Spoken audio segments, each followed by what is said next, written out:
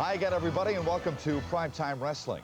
Action, excitement, and controversy, all part of the World Wrestling Federation. Once again, yours truly, Jack Reynolds, along with my co-host, a gentleman who really needs no introduction, no matter where we go, whether it's in a restaurant or at the airport or wherever, they are flocking around Jesse the Body Ventura. Yeah, that's right, Jack, but I'm getting a little tired of everybody trying to touch my beautiful body.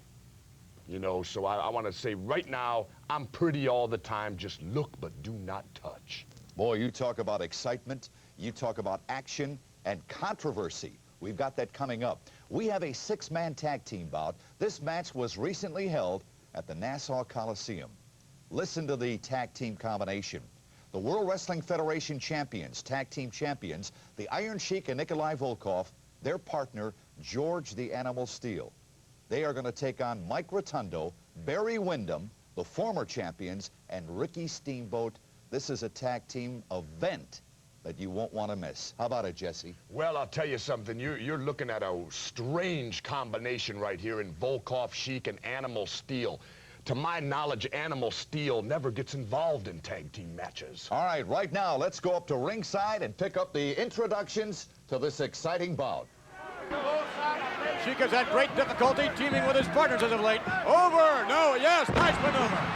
Wow, what a power body slam on that. Sheik now sitting up, but look at this. Off the top rope and a drop kick by Ricky Steamboat. And Steamboat's going up again. Oh, look at that. It may be over too. No. Big Nikolai Volkov coming in and making that save. And the Sheik manages to tag Volkov. Yes, but look at the karate style of Ricky Steamboat. Very successful thus far. Oh my, Nikolai Volkov right into the foot. But now, double team effort continues. Volkov off the rope, double drop kick. The big 330-pound Russian covered one. We get two, no. So close. Unbelievable teamwork right now between Rotundo, Windham, and Steamboat. Double team effort again, and double elbows this time. Volkov on the receiving end of a great deal of punishment. The 330-pound Volkov didn't take an extraordinary amount. Rotundo down in front. With a leg to the chest. Cover, Plato's in, and the Animal's in there. Now that is blatant. The Animal risking disqualification. Oh, look at that. From behind, Volkov attacking Mike Rotundo, going downstairs now. Rotundo made a big mistake there. He turned towards the Animal Steele and left himself open. All right, off there, trying to get this one. Oh, so close. Well, Volkov with a roundhouse right. This time they're getting for sure. Shoulders down. Two. Oh, wow, Rotundo coming so very, very close. Again, wait a minute, all blocked up in the corner now. Referee trying to get a clean break out of there, and does indeed on the part of Rotundo. Tiger's bait now, Barry Windham coming through. Barry Windham with a roundhouse right to the midsection a moment ago. Volkov trying to set him up. If that was classy Freddie Blassie, I'd be real worried. Oh, even more worried now. Volkov watching it, but he's in the rope. Volkov tagging it. Here comes the Animal. Look at this. The most unorthodox wrestler in the world today. George the Animal Steele. Look at this. The Animal can trade punches with anyone. I think he feels no pain at all. Uh-oh. No one wants to tag the Animal. What's going on here? Freddie Blassie's tag team champions just dropped down off the ring apron, and they're taking a breather outside. Windham rolls him up. 1, 2, 3. I got it.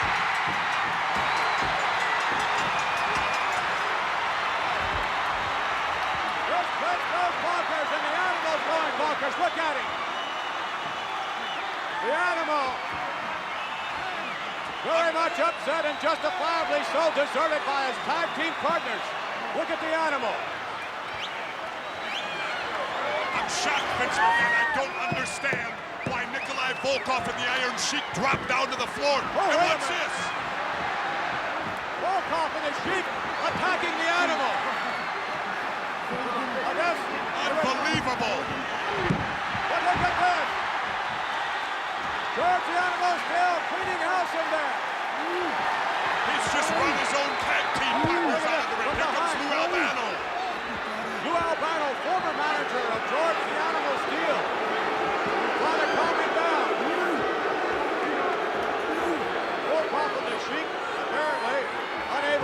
coordinate well with George the Animal Steele. Steele cost him the match, there's no doubt of that, but only when there was no one home when he tried to tag out. George the Animal went to tag out, and Nikolai Volkov in the Iron Sheik, for some unknown reason, I don't know if under orders of Freddie Blassie or what, dropped to the floor, refused to tag out. Nonetheless, it'll go down as a defeat in the record books for that threesome, and I'm sure manager Freddie Blassie is not too happy at all about that. The Animal, the most unpredictable wrestler there is, for sure, on his way back to the dressing room. We've lost sight of George the Animal Steele. Gene, can you fill us in? All right, ladies and gentlemen, we are back here. I am going to try sort all of this out. Mass confusion. Just a minute. Iron Sheik, Nikolai Volkov.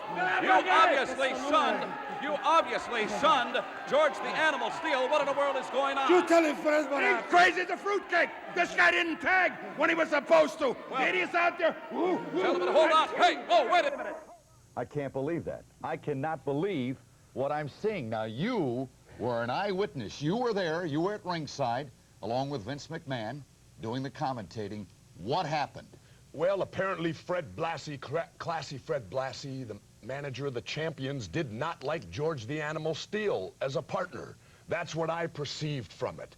The Animal Steele is strange, you know, and the funny part to me in the end, you got Lou Albano in there consoling George the Animal Steele, right? That's right. Now, if brains were dynamite, I don't think either one of them could blow their noses. Who are you talking about, Captain Lou? Captain Lou and George the Animal Steele. Apparently, all I can make out of it is Freddie Blassie was unhappy, pulled his tag team champions out of it, and they were willing to take the loss. That's what I got out of it, Jack. Freddie Blassie said that George the Animal Steele was as nutty as a fruitcake. More will be coming up. You can rest assured of that. And we'll be back with more.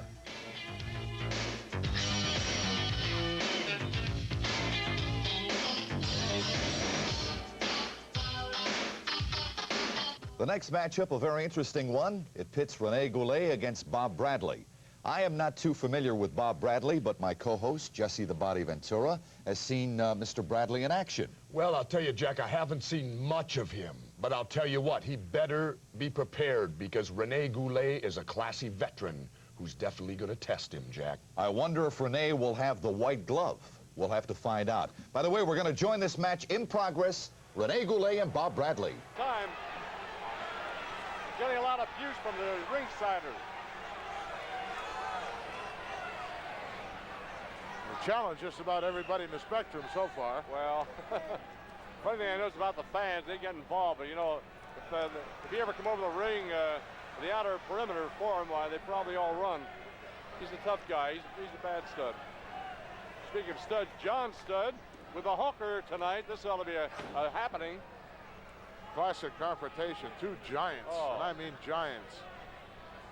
They really test the ring out for us, for Studd sure. dares anybody to try to pin him, you know. Well, there's still $10,000 up for grabs. Yeah. And I understand he's thinking about raising it to 15 if he already hasn't. I know. Well, all right, Goulet goes across the eyes, and a hammer with the elbow to the top of the head of Bob Bradley. Goulet giving it to him, another shot to the forehead. Wow, right between the eyes. He really did. Another shot between the eyes. He's doing that with a closed fist, if you notice, away from the referee. The ref can only presume that's what's happening. Late lunchtime. Rene Goulet will stop at nothing to get a victory. Well, he needs this. He off the top ring post, even though it's padded, it still jolts you. Now he's... Look at this blatant chokehold.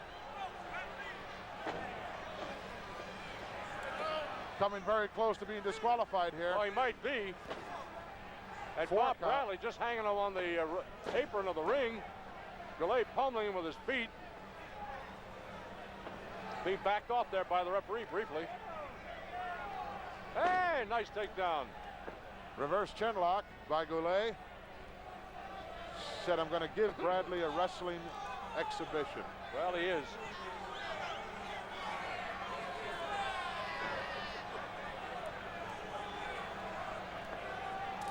Well, still maintaining that pressure, and the referee checking to see if there really is a chokehold or not, and there is not.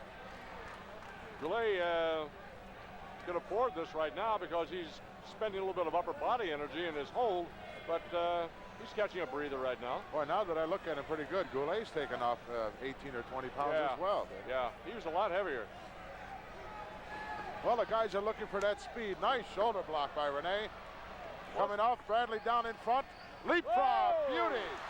Oh, he ran right into that big forearm. Caught him with that forearm, and boy, he did it. Look out. Elbow drop, we could get him here. 1, 2, no. Kicked out. Woo! Nice kick out by Bradley. Desperation move. I don't know where he found it, but he had the energy backed up somewhere in his body, or just pure desire maybe to win.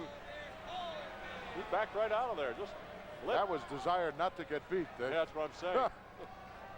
Boy, if you don't have that, you're in a lot of trouble. Lineup tonight, Steve Lombardi, Ron Shaw, Moondog Rex, Moondog Spot, each in single matches. David Sammartino, a familiar name. Sammartino wrestles again. Son David. We got David tagged. Bruno Sammartino. I'll tell you, man. Salvatore Bellomo, one of my favorites, Dick. He's got his hands full this evening. Brutus Beefcake. Not only does he have to worry about Beefcake, he's got to worry about luscious Johnny Valiant. That's right. Nice shoulder block by Bradley. Off the ropes, look out.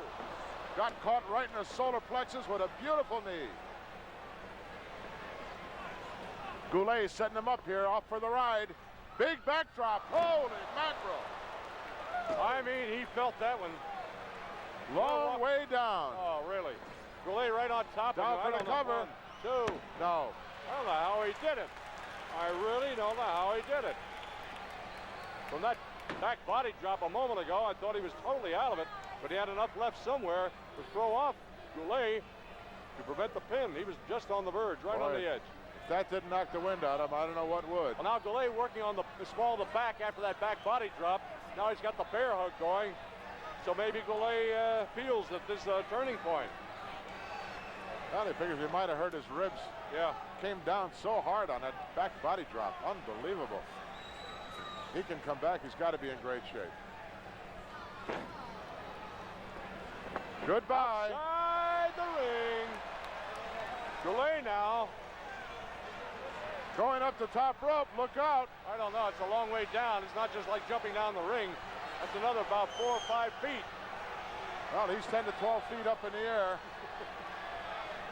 I think the fans would like to see him jump to see how he lands. Well, he thought better of it, Dick. Yeah, of course. Goulet realizes that he's in control of this particular match at this point in time. Well, you know, Goulet, I'm surprised at Goulet because it seemed that he had Bob Bradley right on the edge while he was still in the ring, and I thought he was on the verge of turning in his direction. He could have pinned him before long, but apparently I think he let him off the hook by throwing him outside the ring. All right, Goulet's back. Whoa! Look out, suplex. Another suplex. Right on top. Won't get him here either. He got one shoulder up already. I must say the referee was taking his time with the count. Uh-oh.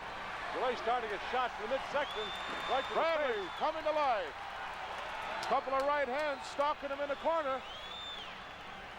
Well, now it's turnaround time. Bob Bradley into the corner on Goulet. Oh, gave him a knee. He was heading in full steam. Caught the knee. Look out, claw. There it is. Oh! Had the claw, missed it, and went back to it again, and there you are. It's all over. Well, the claw, unfortunately, didn't beat Bob Bradley. That knee, Bradley telegraphed that move so far in advance, Dick, that it was just utter disaster for him. Well, like it or not, that's the decision. You saw it, and there was a pin. And just a moment or two, we'll get the decision from Mel Phillips. The winner of this contest from Nice, France, Rene Goulet. There's your winner, Rene Goulet, over young Bob Bradley. What'd you think of the match? Well, I'll tell you, Bob Bradley gave a good showing, but the wily veteran Rene Goulet prevailed, Jack. I have been going to the primetime mailing bag, and I've been coming up with some letters and some cards. We have been receiving a number of cards and letters from those of you that enjoy primetime wrestling. Jesse has been a little, well, what can I say? You've been on edge. About glasses? Well, I've been on edge about glasses because I haven't gotten a pair that I would wear in public yet. I can't believe out of the whole US of A and Canada that nobody can find me a pair of glasses that fit my image.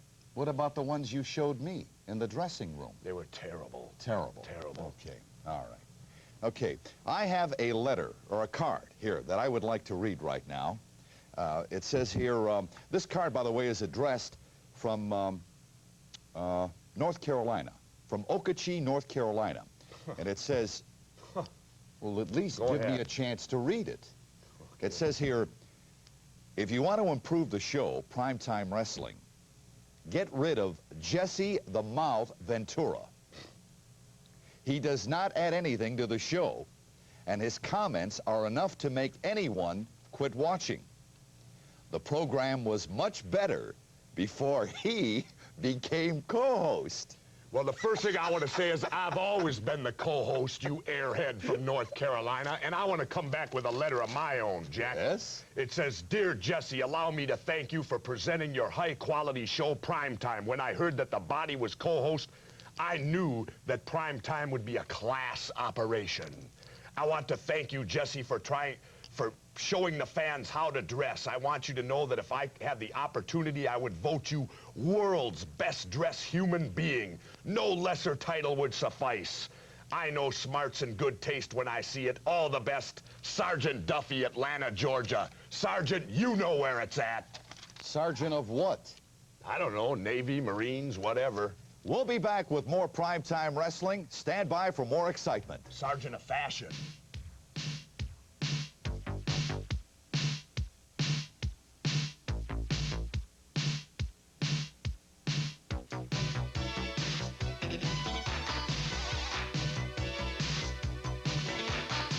Cards and letters that we receive from those of you that would like to write.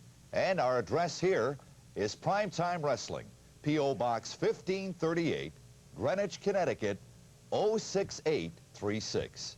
By the way, be sure to include your name and address, and as soon as possible, Jesse and I will get back to you. You might get back to him. I ain't saying I will, and I don't enjoy all the cards and letters. You don't? No, let's get on to wrestling. Oh, all right, okay. Our next bout is Ron Shaw against Brooklyn's own Steve Lombardi. This should be a very interesting matchup. We are going to join the match in progress, so let's go up to ringside right now for Shaw and Lombardi. We numb the arm and the hand briefly. Oh. There goes Lombardi outside the ring. Crashes to the floor. Why, Shaw right down on him, huh? Okay, not giving him a breather at all. Stands up, Lombardi. Smashed him down. Right on the floor. Slammed him right down on the ice. That'll give you a negative attitude forever. For sure. But Shaw did his damage. Now he's back inside the ring to avoid a count-out. And he's saying to Dusty Feldbaum, the referee, well, hey, I'm back in. What's your problem? I don't know about earning Steve Lombardi. He's just about getting up on one now. He's on both feet. He'll be sore tomorrow. He's sore right now. Drapes him over that top rope. Wow, what a forearm. He sat him right down on the ring apron, and down it crashed again. Well, Shaw feeling very confident at this point in time, strutting around, raising his own hand in the token of victory. However, he hasn't done that. Well, he's still kicking at he was kicking at Steve Lombardi, and now Feldbaumer warned Shaw to back off. Give him room to let Lombardi back in. Great Lombardi, shot by our handheld there. Yeah. I don't think Lombardi's really in the mood to get back in, but he knows he has to somehow. We could just soon call it a day or a night. Oh! Took the leg out. Possum there. It's all right. It's turnabout time. Hey, Lombardi coming alive. He's got Ron Shaw now. Wow, right in the shoulder. Woo! He did it to him. Oh, Lombardi. Ron Shaw almost out of sight. Well, he did it to him. He took him right into that ring post. And man, that is all metal. All metal. Woo! Shaw's not only upset with himself, but he's hurting. I mean, his shoulder's really throbbing. And now we're going back to this just reversal of what we saw a few minutes ago. Shaw hanging by a thread on the edge of the rope. Bell bomber warning Lombardi back. Shaw back in the ring now. Timeout, he said. Yeah, let's take a tasty break, huh? While the fans are saying, no way, Lombardi, get after him. Woo! Shot to the chops, another shot. Gives it to him again. Down goes Shaw. Lombardi kicking him. He's trying to really get him outside the ring, and has, in fact. He's happy now. Man. He's happy now. He kicked him out of the ring. He's satisfied. He did a job on him, man.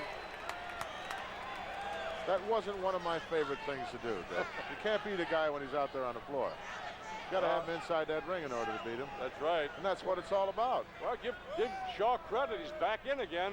There his head bounces out the top turnbuckle. Bounces again. He's dribbling that head. Here goes Shaw into the corner. Whoa! Whoa, he hit it hard. Oh, man. Oh! Lombardi lunging for that shoulder block, runs right into the steel post. He was so anxious. He's in trouble once more. Could be the beginning of the end. Well, we're getting some super shots here at the Spectrum, and I'd like to congratulate our director, Bob Ayers, who recently won a local Emmy Award for his directing. Way to go, Bob. We're all proud of you. Fantastic, Robbie. Great work. And I'm sure... Oh, look at that. He caught him. He caught him sitting up. Oh! Lombardi says, you want me, baby? He missed. Shaw missed again. Lombardi hasn't, though. Oh, he's hung up on the ropes. Lombardi, I don't know what he's waiting for. There's a count now. Dusty Feldbomber's counting, warning him back. Whoa, back body drop. Woo! Love it. Don't you love it? Oh, the action's really starting to cook here now. Here comes that elbow. Dropped an elbow. Lombardi's showing me something. Two. No. Lombardi's going to have to really do him in. Sunset flip. Look out. He's got both. He got him. Great. Got him.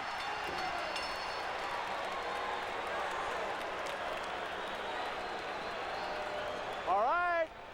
You saw how events turn around here while you're watching World Wrestling Federation action. You thought maybe Lombardi had it going.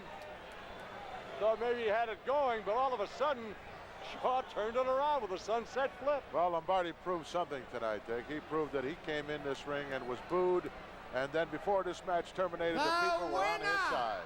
Of this match, Ron Shaw.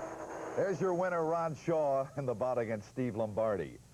Jesse, I have to ask you, in receiving a number of cards and letters from our viewers who enjoy primetime wrestling, once again, I have asked you at times about your what do you call that that you wear? I know it's the New York golf cap. It's the Manhattan golf cap. Manhattan golf cap. It's for when I play golf in Central Park, New York. Not many people can do that. Yes. Because it's a dangerous place.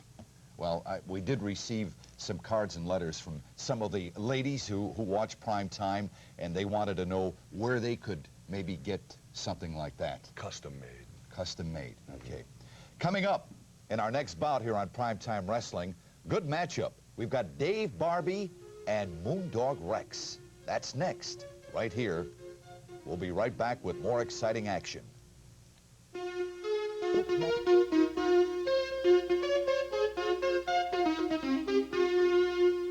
Moondog Rex in action against Dave Barbie. Dave Barbie is a young man from Pennsylvania, I believe from King of Prussia, Pennsylvania.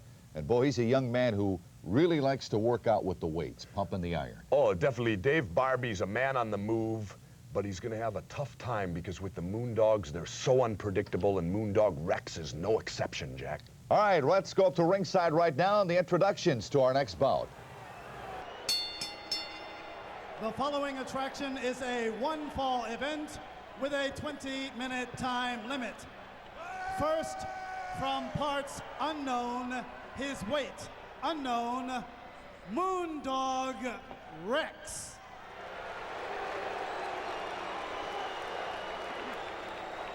And from King of Prussia, Pennsylvania, weighing 271 pounds, Dave Barbie.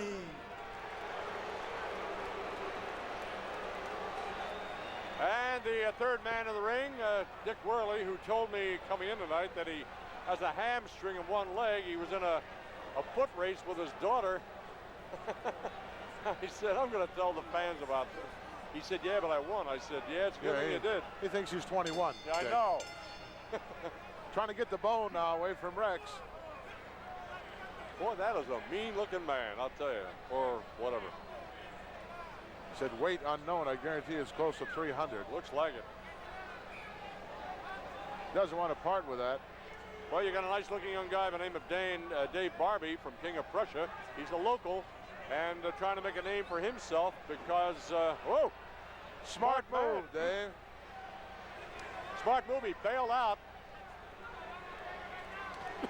Got a good build, this guy Barbie. Looks like he's working with the weights a lot. He spent some time in the gymnasium. Yes, he has. That's for sure. Oh, Barbie doing a double cross here. And got the bone away from him. Now he's taking off with a side headlock, cranking down the head of Moondog Rex. Now they're into the ropes. They got to bust that up. So Worley count of 3. Oh, wow, what a forearm. Rex is a mauler. Whoa, nice move. Nice move. Barbie, take that head to the top turnbuckle 3 times in a row. Cranking that head. Side headlock. Look out. Woo! Oh, wow, man. Atomic drop. That'll make your tailbone sore for a month. Man, I'll tell you, not so much tonight, but tomorrow he will know he's been in wrestling. All right, Barbie getting his head jammed down on the mat again by Moondog. Moondog Spot is coming up later on. What was he doing, biting or what? Eye gouging, I think. Eye gouging? Couldn't see, he had his back to it. Grabbing for the beard on Dave Barbie. A count of 3 to get off those ropes. These Moondogs are both relentless. Once they have you in a compromising position, they don't quit for a moment. Well, this guy's like a Pierce. He's like a longshoreman, this guy. Just all muscle and strength. And he's a mauler. He's taking it to young Dave Barbie. He's getting a wrestling lesson at this time. Here he come with Wade. Might be a body slam, I don't know. That's 200 and close to 70 pounds. Just held him up there like a sack of potatoes and laid that backbreaker on him. Backbreaker right across the knee. Here brings the knee to the other side there. Dave getting an education. That'll jol your kidneys. He's really doing it to him. Nothing fancy about the Moondog. Look, he's gone for the... Going to rearrange his facial expression. Nice looking guy he is, too. I mean, Dave Barbie. Moondog is not known for his finesse. Funny part of it, they both have wrestling ability. Oh, yeah. Uh-huh. Got surprised by Barbie with a boot off the ropes. Well, it looked like a back body drop was in the offing, but then Barbie quickly gave him a shot, and he gets a shot returned by the Moondog into the ropes. Uh-oh. Oh, he hung him right on that top rope. I can caress his right ear, man. I'll tell you, he's feeling that. Right on top. 1, 2. Lets him up. He wants to beat him some more. Not done with him yet, Dave. No. Going to give him a real education. Oh! That's 300 pounds coming down on you. Got him. Goodbye. Lights out and good night.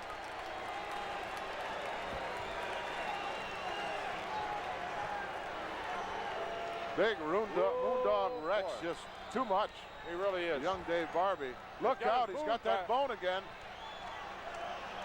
He looked like he was going to give Barbie a shot with that bone right across the head. Let's get the announcement. The winner of this contest, Rex the Moondog.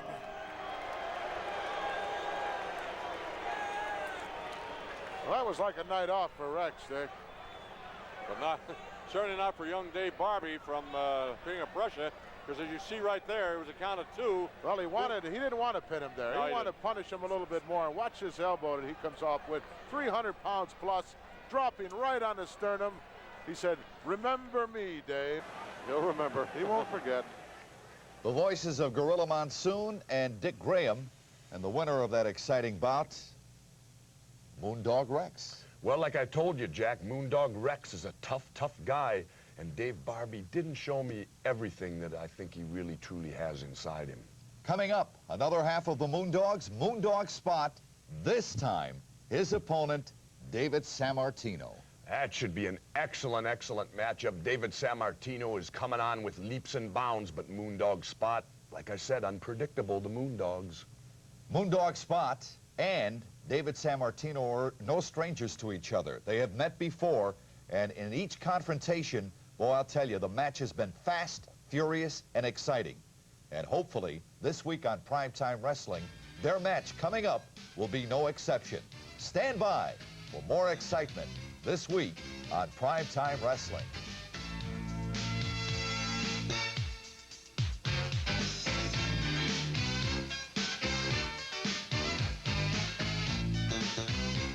Match, we have David Sammartino going up against Moondog Spot. Well, like I said, David Sammartino's coming on, but Moondog Spot is powerful and, like Rex, totally unpredictable, can beat anyone on any given night, Jack. This should be a great, great matchup with Moondog Rex and David Sammartino. As I mentioned before, these two are no strangers to each other. So let's go up to ringside right now and the introductions. David Bruno Sammartino. This contest is a one-fall event with a 20-minute time limit. First, from parts unknown, his weight also unknown, Moondog Spot.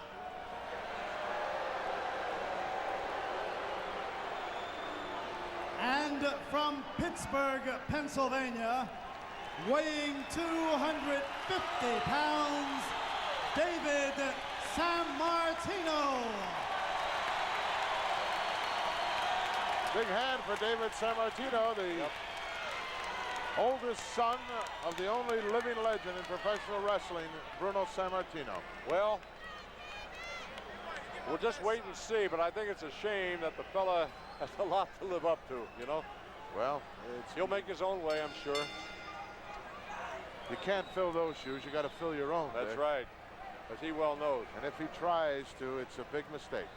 Well, got to be yourself. Got to. Referee trying to get this bone away from Spot, Moondog Spot. I don't know that. They have a love affair. He and Rex have a love affair going with those bones. Probably off the same elephant. It's funny, somebody had a dog in the dressing room the other night, and the bones were laying in the corner. The dog wouldn't go anywhere near him, Dick. He knew better. Nowhere. He wouldn't even go over and sniff to see whether he knew from where he was at. He didn't want any part of those bones. All right, the dog has laid the bone aside, and now Bruno, or excuse me, David Sammartino, ready to mix it up. Oh! Well, they make contact on the rope and back off. Good thing Sammartino backed off as fast as he did, because he could have gotten a last-minute shot there by Should the be an Bulldog. interesting confrontation, because both of these men possess about the same size, strength, and ability. Yeah.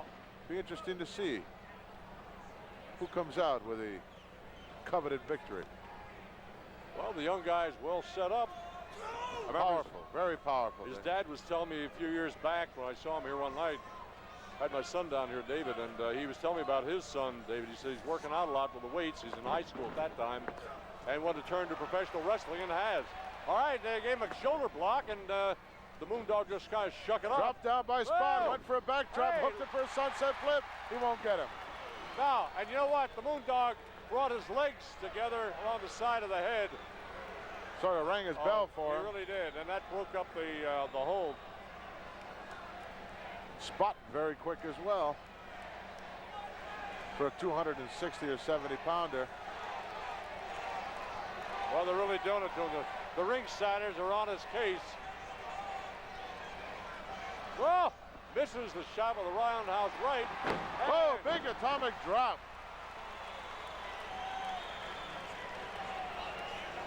Well, the young guy, I think, going to move in. We're not falling him. Just I think he could have moved in on Rex at that point in time. Wasn't pushing it. No, he didn't. Maybe he's got his own method here. He's going to get after him his own way. Catches a shot, elbow to the top of the head. And another one on the side of the head. Ring your bell a few times. Create a few cobwebs. Take him into the ring. Oh, no, reversal nice here. reversal. Oh, big slam. Look, he's going to press him up. Holy mackerel, he turned it right over. Oh, man. What do you know about that, fan? David Sammartino sort of bench pressing Moondog Spot. Woo! And you talk about a guy who is bewildered. That's a good word, referring to him. Absolutely. But the young guys got to watch it now. They're not build up too much confidence on that one. But I'll give him a nice arm drag. Nice arm drag. The young guy's been watching very carefully professional wrestling for a long time. Now it's his chance. How could he help it? That's right. Whoa! Look at that. Did you see it? Trying to jerk that arm right out of the shoulder pit. And the whole body went with it. Tell you, man, this young guy shows you a lot. The fans are loving it. Maybe another dynasty starting, huh? Very possible. Well, all the fans come in here with open arms, and that's unusual for the Philadelphia crowd. But they like him, you can tell. They don't like many, do they? Well, Spot's still on the short end right now, so to speak. Threatening with a fist. Sammartino still maintaining that pressure on the arm. He knows a good thing when he hasn't. He's in control. He is right now, but see if it changes. Shoulder block. Oh, yeah. Shoulder block on Moondog Spot. Got that left shoulder aching right now, and he's working on that. Twist the arm right up to the shoulder. Sammartino's doing it to him. Right out of the wrestler's page. Page 1 out of the wrestler's book. Cranking that arm again. Turned it into an arm wringer, and he's really got it cranked up. Very unlike the Moondog to threaten a maneuver. They just go ahead and do it. They don't ever threaten you. They just do it. But boy, he's got to be in pain because that arm's taking quite a beating right now. Nice takedown.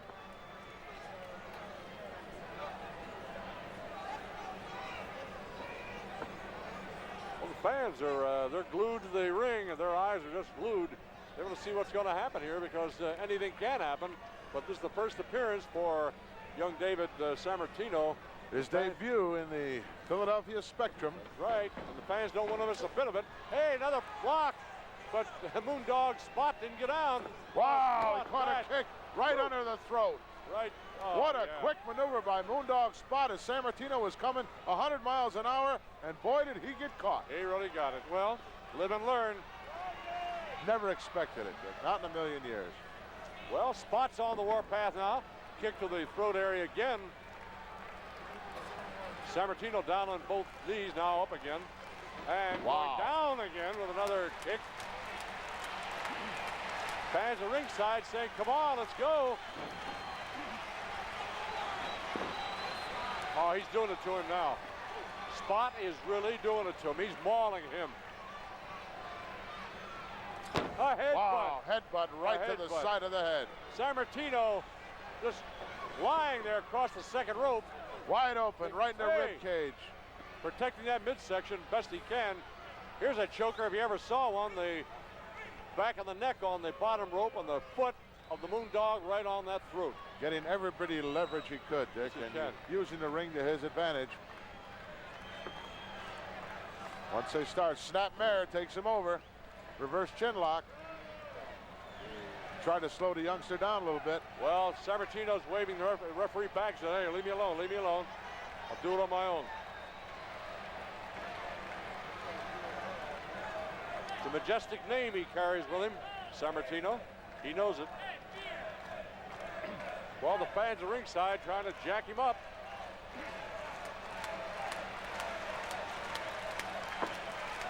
Got to get to his feet here. Equalize the pressure. Well, the Moondog exerts a lot of weight there. Got the leverage temporarily. But Sammartino trying to find a way out. Elbow to the midsection. Elbow to the midsection again. Another, whoa, went for a headbutt. Wow, into the corner hard. The ring post shook about moved about 4 inches, that whole section of the ring. Well, he moved about 5 or 6 feet and crashed on down. Look out.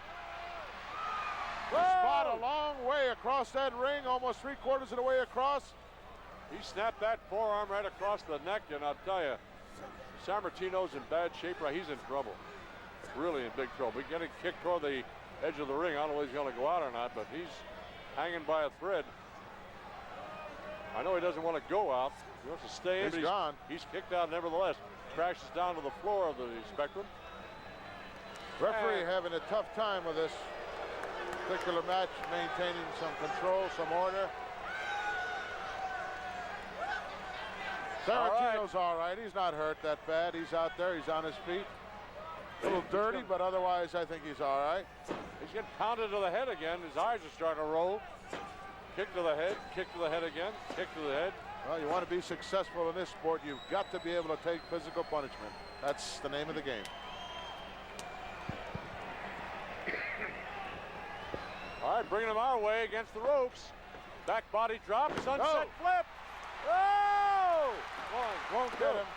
Did it the same thing. Brought those knees alongside the head, either side of the head. Rang the bell. This time it was 3 times more effective because he'd been working on that head. Yeah. Well, there goes the flip of the leg, and down goes the Moondog. Sammartino going to the corner. Got rammed into that top turnbuckle. Boy, he's taking some brutal shots to the rib area. Lucky for him, he's got that thick upper torso. He really has a thick torso. He's got all chest, barrel chest like his dad. Whoa! Big uppercut. And a headbutt to the midsection. Down goes Moondog Spot. Sammartino grabbing the ropes, getting himself erect. And a drop. Oh, right in a kisser. A standing drop kick, if you will, using the ropes for support. And now the Moondog begging for a little bit of time. I don't know he's going to get it. Sammartino trying to get back up again.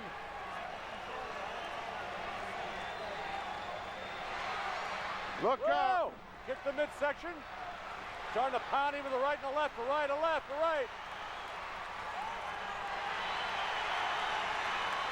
Whoa! Big uppercut as down goes Spot. The fans are loving it. Woo! Some habits never change from father to son. He's gone after him now. Sammartino going for the midsection, now the jaw. Looks like a fighter with a man in the corner. Got to take him into the corner. He does. Back body drop. Gonna do it to him, huh? Brings that knee crashing down. Won't get him. 1, 2, tosses him aside.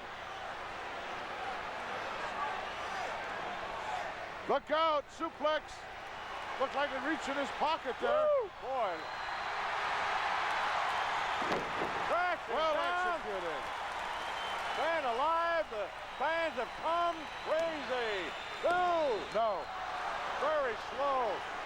Fans are booing. They thought the count should have been a little faster. Spot now in for the ride. Oh, Oh, he went for another backdrop and got caught. he did get caught that time. Spot off the ropes, nobody home. Lights are on. Nobody Look home. out, small package, he might have no. Got him. Got him. Got him.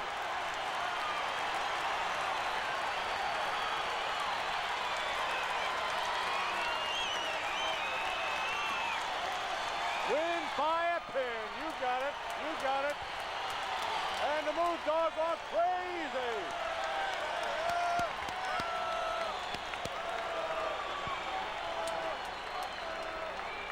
Well, The winner of this contest, David Sammartino. All right. Boy, I'll tell you, what a good match. I enjoyed that match. Not because David won, but it was a good match with Moondog Spot. Oh, it definitely was a good match. The match could have gone either way. David Sammartino can consider himself very fortunate, Jack. Very fortunate. Not taking nothing from him, but he was fortunate to win that match. Fortunate? Very fortunate. Very fortunate. Okay. All right. Most recently, I had the opportunity of watching TNT with Vince McMahon and Lord Alfred Hayes right here on the USA Cable Network. And one of the special guests on the TNT program was Salvatore Bellomo. He, along with his mother and father from Sicily, were part of the TNT magic. Mama Bellomo made some great food. Well, we're going to see Salvatore Bellomo in action as he takes on the matinee idol, the one and only Brutus Beefcake. And that's next, this week on Prime Time.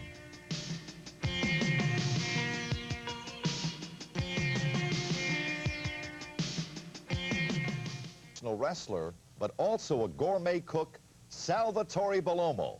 He's going up against Brutus Beefcake and manager Luscious Johnny Valiant. Well, I'll tell you something. You referred to Mama Bellomo and Yes. Salvatore Bellomo. Get the camera in on this arm.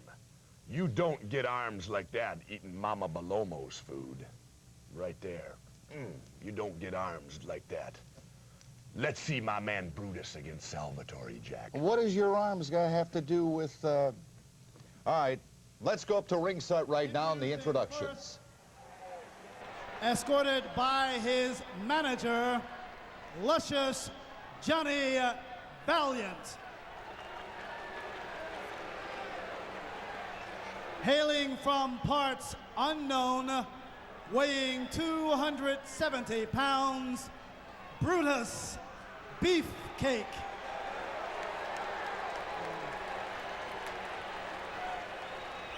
And ladies and gentlemen, from Italy, weighing 238 pounds, Salvatore Bellomo. Well, Salvatore's giving away about 30, 40 pounds, and that's a lot. And the manager. Woo! Huh? And the manager. And the manager, all right. Salvatore was just telling me this evening before we began our wrestling that he just got back from Italy, shared about a week or two of time with the family over there. Well, not only did he make it to Italy, but he made it to the Middle East. Oh, he didn't tell me that. Yes, he was in England and France. That son of a gun. He just said I went back home with indulged a lot of pasta, la manja with the family. Yes, he did that, that's for sure. But that was at the conclusion of that particular tour. Okay. And take a look at Brutus Beefcake. Isn't he a piece of work? Well, I'll tell you, anybody less than that size might get certain derogatory remarks thrown his way. This was a real shock, Dick, to the wrestling world that Luscious Johnny Valiant was chosen by Brutus Beefcake to be his manager. Yeah. Captain Louis Albano and the infamous Fred Blassie had made some very serious proposals Well, they to pitched. Brutus. Yeah, they pitched for him. They wanted him. They wanted him in a bad way, but this guy came out of the woodwork with Luscious Johnny Valiant, and who was a great wrestler in his own right. Yes, he was. Now steps into these managerial shoes, and this guy is going to be something to be reckoned with. Well, we remember the Valiant brothers, what, maybe a couple of years back? About 2 Yes. years, I guess. Yes. They were very popular here, and not so popular, but anyway, they came and they did it. All right, Beefcake getting a few last-minute instructions from Luscious Johnny Valiant. And I always look at Salvatore Bellomo as looking like a choir boy. So innocent, wide-eyed, but I'll tell you, the guy is quick. A couple of last-minute instructions here by the Luscious one. Yeah. He's got his hat behind him. I think he was looking for something, Dick, maybe a handout or... I think a lot of people like to put something in there. I can't say what. If I just may interrupt Johnny. here in this beautiful Prism Network, introduce myself as old Luscious Johnny here, coming back around the East Coast again here. I have brought here a man that I deem the next heavyweight champion in the world, Brutus Beefcake. And I have a few words to say, Mr. Gorilla Monsoon. You're one of the greatest wrestlers the business has ever seen. And you know true talent when you see it. And I want to tell you something right now. If you disagree with me, I'll leave right now. Take a hike. He said, Monsoon said, take a hike. We gave him his fair shot. He walked away. I'm sorry he took a hike because I was about to ask him if he checked with Hulk Hogan to find out whether Hulk had anything to say about this championship idea. Well, anyway, in the ring. Guy's put together pretty good, Dick. Oh, man, I'll tell you. I look at him and wonder, could the Eagles use him, huh? My Eagles. All right, he's hassling the ringsiders, and they hassle back. Hey man, you don't give them lip. They can beat you a lot of ways. These fans, they know how to get to you. But he's really still buzzing. They're still humming. He's really set up. Look at him. Palomo looks like he's added maybe a little munge around the waist since he's been away. Well, sort of a half-hearted try. It's a good test, Dick, for Brutus, because Salvatore is nobody's fool and no slouch inside that squared circle, and he can get it on with the best of them. And we'll see. This is our first look here in the spectrum, that is, of Mr. Brutus Beefcake. The thing I like about, always have liked about Palomo is the fact he's so quick. I mean, he's like a... Well, he's got to rely on that, Dick. He doesn't have the power and the strength. He's got to rely on that quickness and that European style of his. That's right. In order to survive in the World Wrestling Federation, where you're dealing with behemoths. That's right. Giants like this man here, and giants like Big John Studd, and giants like the world's heavyweight champion Hulk Hogan. Oh, you kidding? And giants like Andre the Giant. Well, and let us not forget the Ugandan giant Kamala. Oh yeah. Have you seen him, Dick? What a piece of work I've seen him on the tube. I haven't seen him up close. He is awesome. Think we'll be seeing him before long? I wouldn't be surprised. Well, I can't wait for that. We'll wait for get the official announcement, of course. The World Wrestling Federation attracts all these greats in the world of professional wrestling. The giants by professional ability and also giants physically. All right, Beefsteak is doing it to Salvatore a little bit. Got chin lock on him. Salvatore taking a smash, a forearm across the jaw. Woo, that got me awake. No, I'm not up with as far as where these guys get their wrestling gear from anymore, Dick, but I never saw anything like that when I was active. You know, well, what's that? The gear that the Brutus is wearing. I know what you said, but I'm trying to think of the guy from Hollywood, of the somebody of Hollywood with all the female attire, you know, the filmy things and all that crazy costuming. Maybe he gets it out there. Maybe. He and the Body amaze me. Jesse the Body Ventura. Oh, you know, when he steps in there with his bod, multicolored hairdo and I like him. A lot of fans put him. I like Jesse. I think he's just a great colorful guy. Yeah, he is. And I don't know. Hey, look, I'm no threat to him. When I talk to him, we're just rapping like Don Morocco or any of these guys. But I'm not their adversary, so they don't have to give me any trouble. Oh no, of course not. But I'll tell you, I find the guys to be basically not bad. Well, sometimes he doesn't have both oars in the water, Dick, but otherwise he's all right. Well, Beefsteak has not shown us anything in the way of fancy. He's just sort of he's just mauling below. Yeah, that's what I'm saying. Just beating on him, yeah, which is bad enough, but I don't know just what of his abilities really are. Well, I've seen him a few times, and when he wants to make it miserable for you in there, he can. He has the tools to do that. He's got the strength and the power. Look, he's happy with himself. He's a nice-looking guy, this guy Beefsteak. I imagine he might attract... it's Beefcake, Dick. Oh, I say Beefsteak, yeah, didn't I? Beefsteak. Yeah. Beefcake. You must be getting hungry. I'm glad you corrected me. It's Beefcake. In fact, I didn't have dinner. I say Beefsteak. I didn't really hear that. I love it. I'd go for a nice little beefsteak right now. Cheesesteak or whatever. Brutus Beefcake. And the guy is really... what a bod. Look at him. He's got the strut. He's throwing a kiss to the fans. I don't know if it's enamored him to the fans at all. Salvatore's been on the short end here. He's right from the outset. He hasn't been able to get anything going and getting on a roll. Brutus did a job. Oh, look at this now. Standing right on his chest and stomach area, lower abdomen. Well, we were talking earlier about a guy spending a lot of time in the weight room. This guy, Beefcake, obviously has too. A good bod. Oh. Handsome individual. Yes, he is. Hollywood style, I guess. All right. Nice maneuver there by Palomo. Oh, stretch out those hamstrings, Palomo. Oh, mercy, and bend those knees the wrong way. And a kick. Half a karate mule chop. kick. Yeah, half a mule kick. Oh, he let him have it. He really, he dug down to his ankles on that one. So much more power behind his blows than behind Belomo's. Really. And there's an elbow smash. I'm glad to see they didn't let Luscious One stay out here at ringside, Dick. I think he would have distracted everybody. Yeah. Ushered him immediately back to the locker room area. You may be glad. This guy certainly doesn't need any help at this point in time. No, he really doesn't. Belomo trying to clear the cobwebs. Deliberate choke here now. Dusty will have to get on this in a hurry. He's really choking the heck out of him. Slings him back. Shot him right off the top rope. Belomo's getting hot. Another drive to the midsection, and he takes a rake across the eyes. Belomo's got to get ticked off here or something, but how much of abuse can you take? Well, a body slam, a backbreaker. Oh, he's going to try to, don't lose the trunks there, man. Got him right up on top of his head. He really does.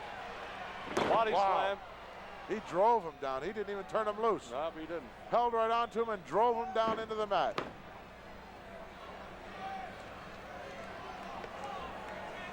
Brutus having a good time at Salvatore's expense. Brutus looks very methodical. He doesn't jump around much, doesn't show too much emotion. Just keeps walking on, walking up on Belomo. Drives that head off that top turnbuckle again. Exulting in that fact, like that maneuver. If you go give him a shot again, Belomo better find someplace to go to catch a breather. Ringsiders have found a new name for Brutus. They're calling him Fruitcake. Well, maybe that's right. Only from afar, huh? Who knows? Hey! Salvatore gave him a shot, drove him away. Another section. A couple of forearms to the back of the head, and there's another forearm. I think Belomo woke up. No! Oh, nice standing drop kick. Oh, he did it to him. Sent the big guy down. Just skinning across the ropes there, or the ring. Gave a shot with a headbutt. Forearm across the back of the head. Watch it. Oh, ducked that forearm. Oh, the two. Oh, he's got the big guy reeling a little bit, at least. Snapmare. So Beefcake on the short end. Whoa.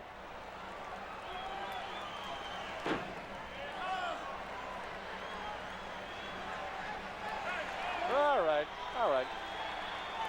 Belomo looking for some recognition, getting some. But he's got to unload on this guy with everything he has. He's not really hurting him too much. Oh, shoulder block it. Down goes Beefcake. Don't try. Oh, look at that. Nice cartwheel. Wow, what a knee. He hooked the leg. He's going to get him. He does have him. All right. Fans ringside not too thrilled at that. But anyway. Beefcake got tired of Belomo. Polished him off in a hurry once he made up his mind. All right, well, the fans not totally thrilled, but they accept the results. Let's get the official now.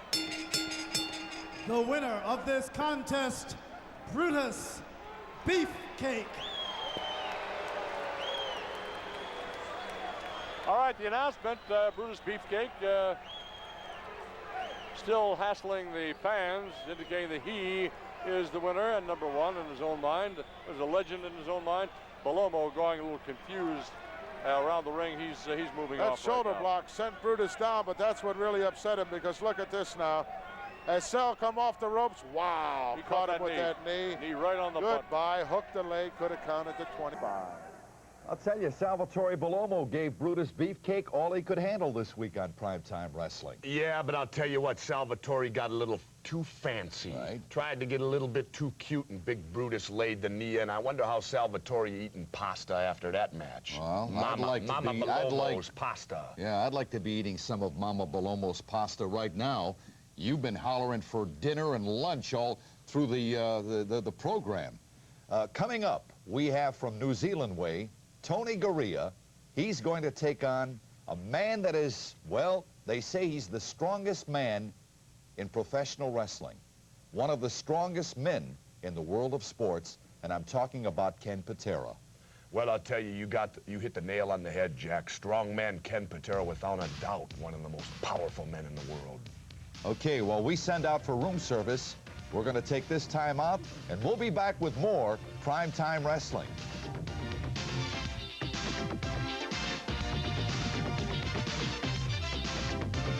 About this week here on Primetime Wrestling will be the world's heavyweight wrestling champion, Hulk Hogan, his opponent, Big John Studd. But in the next matchup, it'll be strongman Ken Patera against New Zealand's Tony Garea. Well, I'll tell you, Jack, Tony Garea is by no means a pushover. Strongman Ken Patera is gonna be tested, but bear in mind, Ken Patera has Bobby the Brain Heenan with him. Right now, let's go up to ringside and the introductions to this exciting bout. The following attraction is a one-fall event with a 30-minute time limit. Soon to be entering the ring from Portland, Oregon, weighing 277 pounds, recognized as one of the strongest men in the world today, the Olympian, Ken Patera.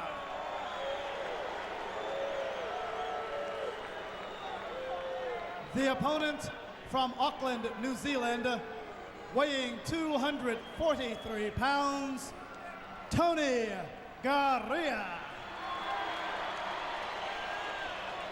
Tony Garea getting a good hand from our capacity crowd on hand, and boy, they're hanging off the rafters, Dick. Well, they really are, and of course, anytime Tony Garea returns to the Spectrum, everybody comes alive because they know what a real pro he is.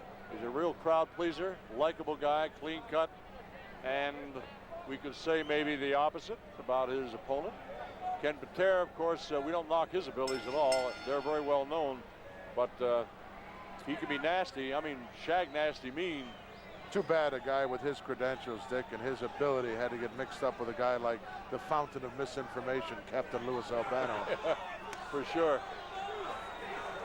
Because this guy set some very impressive records, not only in the Olympic Games, but the Pan American Games. And at any given day, he was the strongest man in the world in his day as an Olympic lifter. Yeah, he really was. And but still a heck of a wrestler. The people don't take it on his case, but the guy is pro all the way. Now he has taken off his outer attire. These guys are pretty well matched up, although Patera may be the stronger of the two. Still, I don't know, but Garea is no boy to the ring. He's been around. He knows the way. I can attest to that. Yeah, right. By far the stronger of the two. Yeah. He still does those feats of strength where he bends the bars, it's incredible, and holds really back trucks with his legs. And guy's unreal. Really is. Well, guys like that come along once in a lifetime. Yeah. And Garea gets a couple of forearms, and whoa, nice block. Okay, turnabout, a couple of forearms there, smashed to the jaw by Garea. Takes him to the other end of the ring too soon. Garea a little, not slow, but didn't really have him in a compromising position for that possible pin. Gives it a kick in the midsection, take him into the ring maybe. Bang on that arm, try to weaken him, but Garea takes a smash across the eyes. I think Garea picked up the 15 pounds of Paloma lost there. Maybe he did. I thought he looked a little bit heavier. They were on that same tour. Oh, geez. Well, it's tough. You know, you know probably better than anybody. You travel, you eat on the run, and when you can take time to eat, tough. At your convenience. It's tough. Yeah.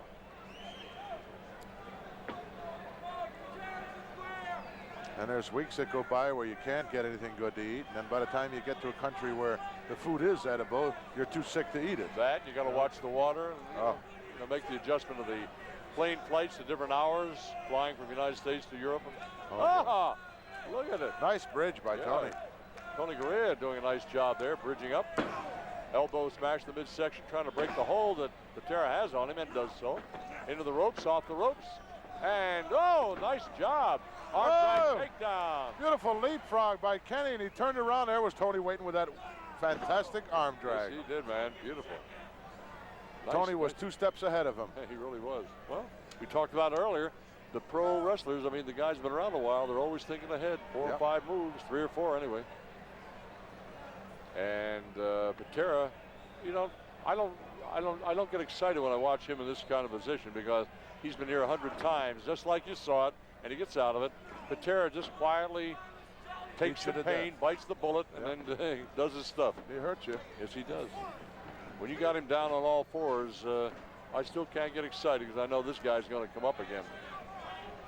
It's only temporary. Patera is strong and is able to sustain a beating. And he knows what it means to compile those victories, Dick, because that's the only way that you can be deemed #1 challenger by the World Wrestling Federation. Right. Oh, he takes, takes Gurria outside the ring. Tony crashes down to the floor. Patera coming right out after him. Yeah, he does. Scoops him up and just, right across the table. Rams him into our announcer's table here. Maybe he was trying to give us a message. I don't know. Maybe he somehow knew we were talking about him. But Gurria's hurt and he's down and out right now. He is down right now. All right, Patera warned back by Dusty Feldbomber. All right, Gurria back on his feet, surprisingly, already. He may get helped. Well, Kenny's going to help him back in there. No, he's not either. Smashed him right across the chest. That'll knock the wind out of you. Oh, right across the throat.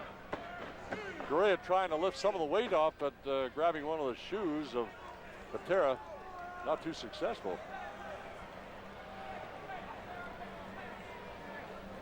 All right, taking the body up, backbreaker and down again, trying for a little bit. He won't get him. No, even if Tony hadn't kicked out, many times Patera will like to beat you, so he'll just before the count of 3, he'll pull your body up. Loves to do that. I'm surprised that Dusty is not admonishing him in here. He's using the tights. Well, there he goes now. They're doing it again too. Hope he doesn't lose his tights. We'll lose the license here. We'll go black. Right into the corner goes Gurria. Uh-oh, bear hug and look out. Oh, this could be it. Is this all she wrote? Gurria trying to... He can apply the pressure with that thing. Yeah, I know. Gurria can take pain, but I don't know. At the hands of Patera, how much can you take? Ringside is trying to... Tony's fighting it. There he is. And Patera smashed across the face of Patera. Gurria hits him again. They break. Patera still favoring that back, small of his back. Oh, nice reversal by Tony as Patera goes in. Abdominal stretch. He's got the He's stretch going to have going. him here. Got the stretch going. I don't know. Not too close to the ropes. And Patera shoving, elbowing, shouldering Gurria outside the rope on the apron. It's too bad Tony didn't wait till Kenny took about 3 or 4 more steps towards the center of that ring before he slapped that on. Oh, look at this. Oh, sunset flip from the outside. He could get him. No. Nice move by Gurria. It was a beautiful move. Thought he had him. And he kept on with it till he got him into the sunset flip. The balance wasn't there at first. Uh-oh. Look out, man. How many times do we see this? Patera using the tights here. He's going to get a pin. Oh, got the ladies' attention, didn't it, huh? Sure as heck did. We almost saw that little, the billboard you see it on the highway, a little girl in the suntan lotion commercial, whatever it was. Tony Gurria, oh man. He's still favoring that shoulder, though. He hurt it. He jammed it right into that steel post. Yes, he did. Look at Patera. Wow. Well, let's get the official announcement. The winner of this contest, the Olympian Ken Patera. Our strongman Ken Patera victorious in his bout against New Zealand's best, Tony Gurria. Your thoughts about the match, Jesse? Well, I thought Tony Gurria made a good showing, but I think Kenny Patera had a little bit too much strength and a little bit too much ring savvy for him. The Intercontinental Wrestling Heavyweight Champion, the one and only Greg the Hammer Valentine, will be in action against SD Special Delivery Jones. Greg the Hammer, like you like to call him, Jack, the champion's champion, the wrestling champion. Always a pleasure to watch the Hammer for me. I'll tell you one thing about Greg the Hammer Valentine. Make no mistake. Not only in the ring, but out of the ring as well, he is one tough customer. And he'll be in action against SD Special Delivery Jones. By the way, it's for the Intercontinental Wrestling Heavyweight Championship, so stand by.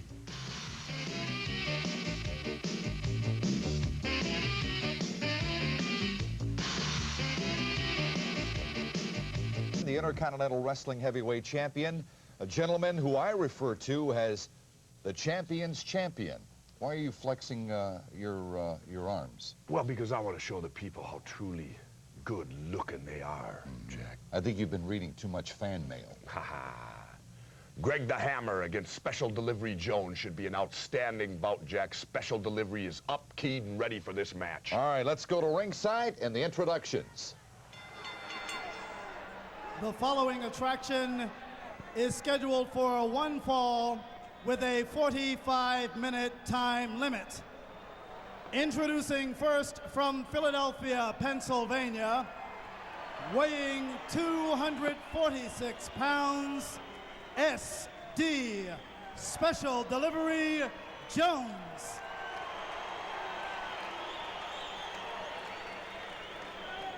And from Seattle, Washington, weighing 252 pounds, the new Intercontinental Heavyweight Champion, Greg the Hammer Valentine.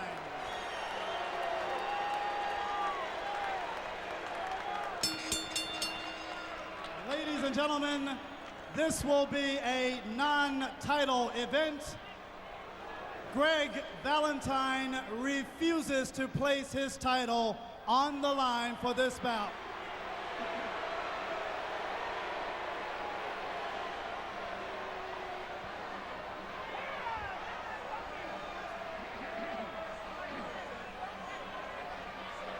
All right, whatever's gone on there, looks like Valentine either object to what was said or object to the fact that he didn't want to reveal that he would not put the title on the line. I can only surmise that's what's going on. But the fans are really jumping on his case at ringside. SD, we said earlier tonight, maybe you didn't catch it, is back after a layoff. He's been away for a while and has beefed up again. I said to him earlier, I said, man, you were slender at one time. I mean, by normal procedures, but he's added some weight back on. He's feeling good again. And the crowd responding to Greg Valentine as he holds his Intercontinental belt aloft and exulting in the fact that he has won it. I say won in quotes. A lot of people don't agree that he won it fairly.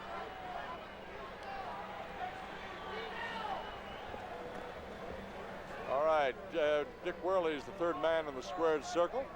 SD Jones getting ready to do battle with the figure four headlock originator, if you will. Guy never smiles. Spoke to him as he coming in tonight. Just nodded. Never shows much emotion. Boy, he really did a number on Tito Santana. Didn't he, though? Attacked him from behind, outside the ring, crippled him before the match started, and then proceeded. Tito, I think, was a mistake on his part to step into the ring. He could have said, hey, this is not fair. It's true. The guy attacked me from the backside, outside the ring. The match had not started. I don't have to defend my title under these conditions. Well, but being the kind of individual he is, decided to climb in there and he lost his title. You got a good point, but I can't wait for the return. There's going to be a payback time, I think. Well, he had to go under the knife, Dick. He had to be operated on. It'll be a while now. Too much heart sometimes, not enough brains. Well, I know results in loss of title. Well, when you're the champion, people expect superhuman things from you. Tito's all heart, you know. Yes, he is. Tremendous credit to wrestling. Super guy. SD turning it on against Greg the Hammer. SD has the ability to take anybody's title away on any given night. Well, again, I say so often, you might not like the guy's style, whoever we may be talking about, but the Hammer doesn't back away from anybody. SD knows that, but SD is the aggressor right now, twisting that arm, showing a bit of pain to. Never saw the guy complain, Dick. No, that's the point. He doesn't really. Never saw the Hammer complain about anything in the ring. He takes it and he dishes it out. And he figures that's the way it's supposed to be. And that's the way it is supposed to be. I admire him for that. He doesn't complain. He's a mauler. He can wrestle with a great deal of finesse if he so chooses, but his style is really just to beat you. I don't mean to win, to beat you. Maul you, hammer you, just like you saw there. Hammer you right down. That's where he got his name from. That's it. He just pounds you down. Going to be tough to get the title from him now that he's got his hands on it. All right, with Santana not really going to be available, what do you think? Who could possibly give him the trouble that trouble in the ring that he might need to capture the belt from? Well, there's a lot of big guys around. Sergeant Slaughter, Junkyard Dog. Oh! SD banging his own head against the turnbuckle, and then does a headbutt on Valentine, who just sort of does a slow rumble and is in a sitting position right now. And with the help of the hair grab, here's SD to the headbutt again. He said, man, I may not be a World Wrestling Federation champion, but I'm going to belt you over the head with my head. Oh, he took a kick to the midsection. Valentine picking him up. Backbreaker on top, and SD flicks him off. SD in good shape, like he's never been away. And the hammer using that elbow, rubbing it across the cheek area. Punishing him. Yeah, it is. Making it uncomfortable as possible for him to be in there. He really is. Dick Worley checking everything, nothing illegal. But now SD fighting back, and here's a headbutt again. Oh, nice block there. There's old Lefty. Wow. SD had an option as he cranked up there to give a shot with the left or give a headbutt. He chose the headbutt. Valentine heading somewhere. Headbutt again. Dick Worley is now counting both guys, counting on them. And there's Greg the Hammer back in, but the count went on for another count or two. Uh-oh. Hammer's hammering away at SD. What's he going for, a suplex? Yes, he is. Oh, yeah. That'll knock the wind out of you in a hurry. 2 and 3. He got him. Yeah. Just SD, another fraction of a second, would have bailed out of that, but he didn't get it. Well, close only counts in horseshoes. Okay. Yeah. Greg Valentine successfully defending his title. Caught SD by surprise with that suplex from the outside. Let's get the official All word. right, let's get it out here. The winner of this contest, the Intercontinental Heavyweight Champion, Greg the Hammer Valentine. SD can't figure it out. He said, man, that count was awfully fast. Awfully fast. Well, there's the Hammer with that belt casually slung over his shoulder. That's what it's all about, Dick, the gold. Yep, and he knows it. Look at this now, hooked him right from outside on the apron, just knocked the wind, drove him down with that suplex. And you know he didn't take any time. He zapped right on top of him. Snatched that leg, and that was it. And it's all over. Good matchup. Good matchup for the Intercontinental Wrestling Heavyweight Championship.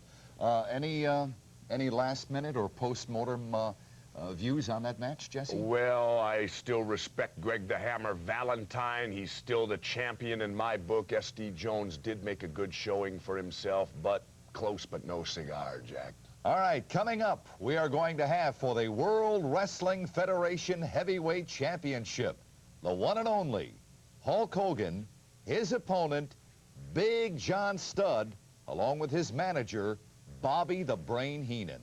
And this truly will be a battle of giants. Both men standing, Hogan about 6'6", 6'7", and Studd 6'10". And great match, Jack, great match. Boy, if you like your action fast and furious, you won't want to miss this one.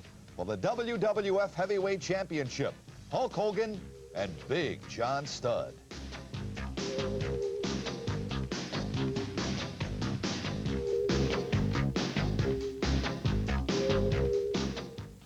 That he is the only giant in the world of professional wrestling. Well, I'll tell you, Jack, he truly is a giant.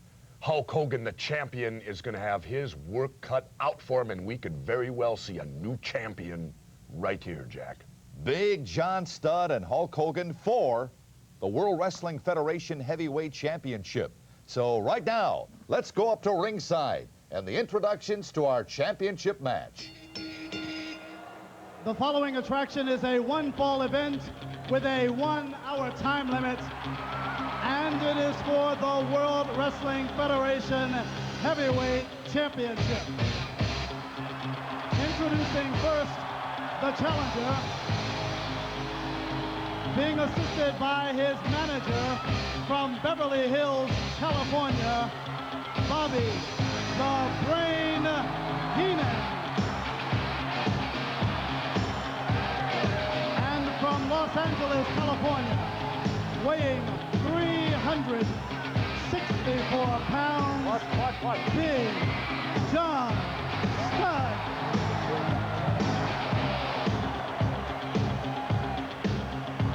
And from Venice Beach, California, weighing 300.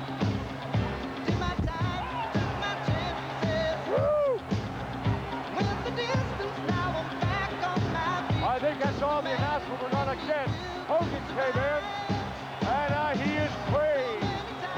He threw Mel Phillips, the announcer, outside the ring, and he is on a tear. All he wants is this moment now with Big John Studd, and he's got to get it.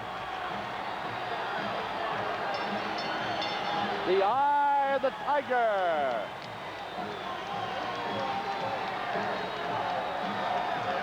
Well, they say they made one out of the original mold and threw the mold away. Talking about the body of Hulk Hogan. That's who they meant.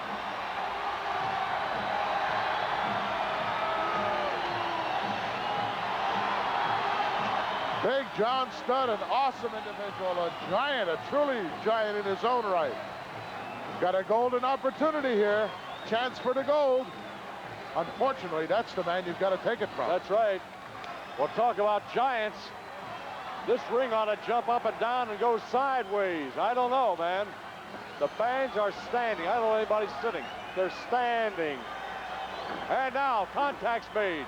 Forearm blow after forearm blow on the Hulk by Big John Studd.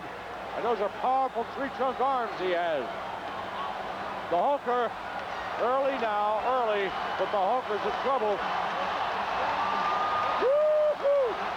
Don't you love it? I mean, don't you really love it, man? Look at the Hulk using the power here to come out of this. He is doing it. Wow, got a knee right in the kidney. Three in the small of the back, and down goes the Hulker on one knee. Trying to get back up with the help of Studd. Whoa! All right, all right.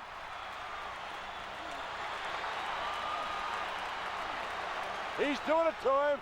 The Hulker taking it to Studd. Oh! He didn't wait.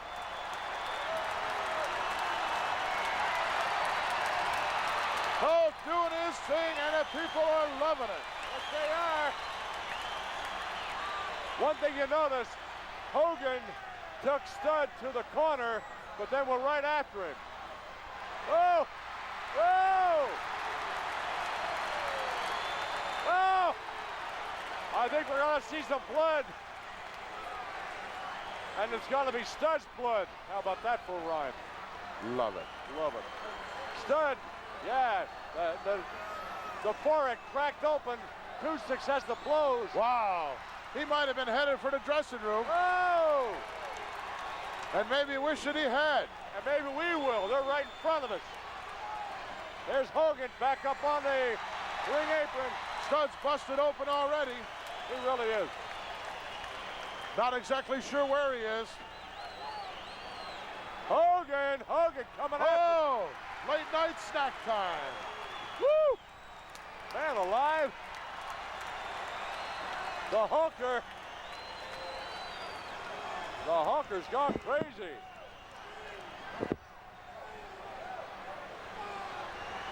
All right, Studd trying to get back in, and now has gotten back in the ring again. He's on wobbly feet right now, wobbly legs, blood streaming down his face, and his eyes look glazed over, and the ringsiders are giving it to him. But he's not out of it by a long shot. You can bet on that, Dick. I know. But Hogan is ready. Look at him. All right, they make contact again. Smash City. Another smash.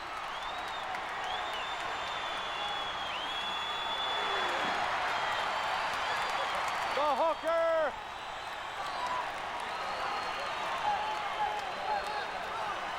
The hooker's doing it to him. Blood coming down the face of Big John Studd. Oh, he caught him coming in with a beautiful clothesline. He really did. The Hulk seems stunned, can't believe it happened. And he's vulnerable because he's down. Look out, Hulk on that second turnbuckle on the inside. Oh! Nailed him again across the back. He really did. Gave that big paw, that big forearm right across the back.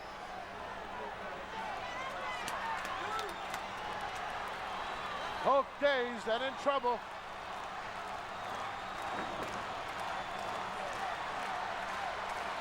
You know, a guy like Studd doesn't show too much emotion sometimes. But right now, he wants only one thing, is to literally crush the champion, Hulk Hogan. Let's just literally beat him into the canvas. Whoa! What power. Hit the back right into that tap turnbuckle.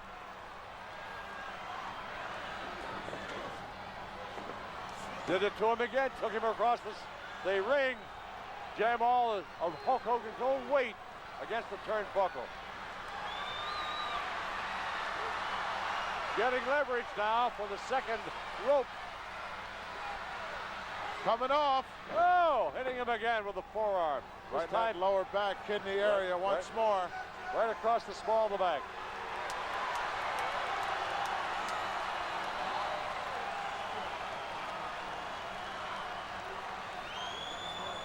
Well, Studd, bear hug. Uh-oh, bad news. The bear hug on the Hulker. He's trying to get a bear hug going now. Grab for the head, anything. Try to break it. The pain has got to be excruciating. Oh, what a fast, furious match this is for the World Wrestling Federation Heavyweight Championship. What do you think so far, Jesse? I don't know if the Hulk's going to get out of that bear hug, Jack. All right, don't go away. We're coming back with the conclusion of this exciting championship bout. Boy, you talk about a hard-hitting, furious match. Whew. Hulk Hogan and Big John Studd. Let's get back to that bear hug, Jack. All right, we're going to go back right now in the conclusion of this World Wrestling Federation Heavyweight Championship bout. Chance for 10 big ones for the Hulk. If he could pick this guy up and slam him to the canvas. The body slam, he's picked up 10 to 15 foul. Referee Dick Worley right on top of the situation. The Hulker, I don't know what he has in mind. He's about limp right now. The fans are trying to get him going, shouting, chanting. You got to be able to expand that chest in order to get that oxygen in there.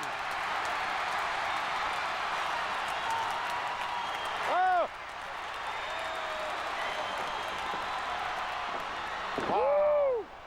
What a collision. Two giants colliding and Studd still standing and the Hulker down. I mean, flat. Irresistible force meeting the immovable object. Well, I'm telling you. How would you like to be between those two guys as they meet and you're in the middle?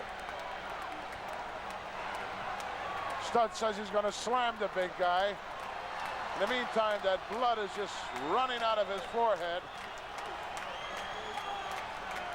You talk about brutality. Close up, this is it. Blocked by the champion. Oh! A double arm smash on the champion. Down he goes again. And you talk about the fans at the Spectrum being worried with good reason. The belt may be changing. Oh, he got him up. The Hulkster's about to be slammed. Wow! Slammed and then some. Slammed and then some by Studd.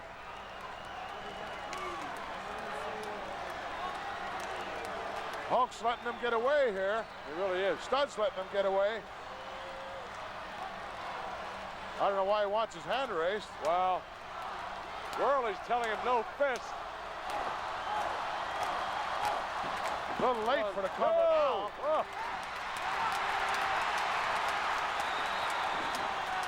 He gave the guy too much time to recuperate. He really did, and the Hulk, man, says, hey, give it all, man. I'm going to get you. Give me all you got. I'm coming at you.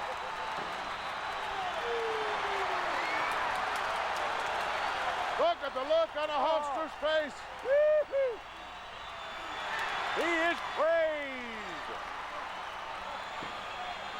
Reversal as the Hulk goes in, ducks underneath the clothesline, and lands one of his own. Down for the cover. He got it. He got it.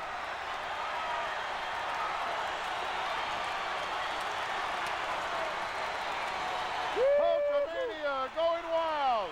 It really has. Hulkamania is still in effect. He says 3 times.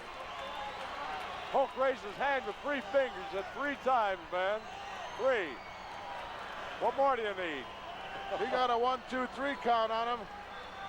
Referee Dick Willie was right there, which certainly was to the advantage of the Hulk. Big John Studd. That was 3 right in the middle. That was 3 in the middle. Let's find out if I can slam your butt. Oh! Still on. Still going at it. Hey! Oh! Oh, he almost got him. Stud! My gosh, it's on again, man. It's on again. Woo-hoo! Hogan coming after it. Following him right out there. Oh, man. Took it right into the iron railing around our ring. The hooker says, wait a minute. Hogan, I'm the champion, you know it.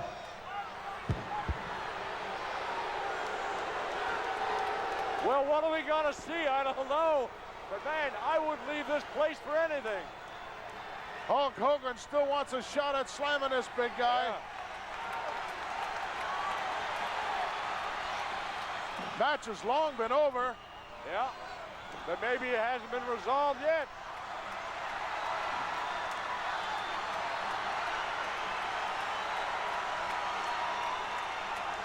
Oh, man, what a happening. Woo-hoo. Oh, I think Studd has had it now. Heading for higher ground.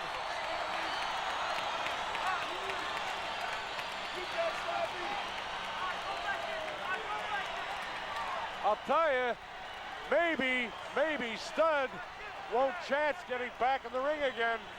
Yeah, Hogan's saying, hey, I want a chance to slam him.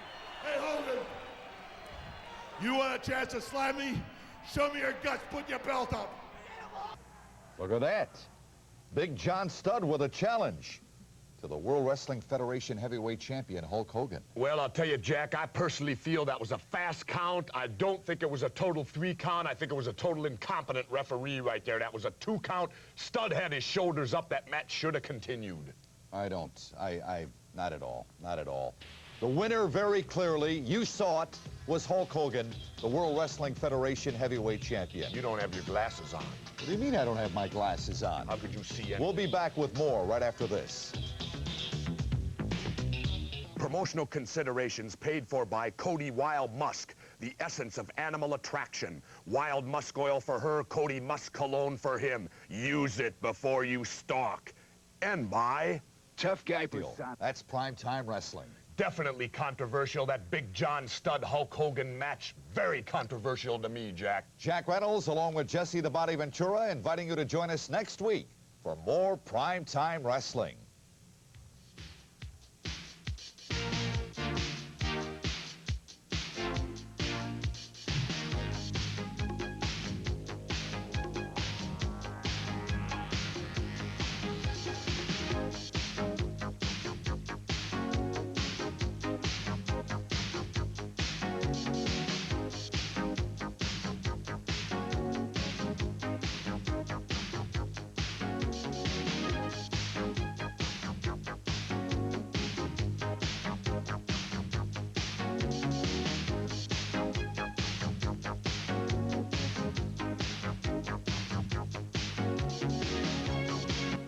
One half hour from now, it's the hard driving action of Moto World with moto racing highlights from across the country.